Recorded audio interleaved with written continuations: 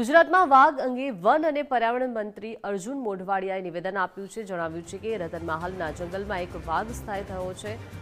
National tiger conservation ઓથોરિટીની ટીમ ગુજરાત આવી છે. વાઘ માટે ઘર બની શકે તેવી બાબતો અભ્યાસ સમિતિએ ટાંચી છે.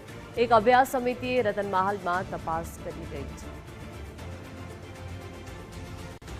ભારતની નેશનલ ટાઈગર કન્ઝર્વેશન ઓથોરિટી છે, એમણે એક અભ્યાસ સમિતિ મોકલી હતી અને અભ્યાસ સમિતિએ પ્રાથમિક અહેવાલ તૈયાર કર્યો છે અને એ અહેવાલ મુજબ અત્યારે ગુજરાતની અંદર એક વાઘની વસ્તી બતાવેલી છે.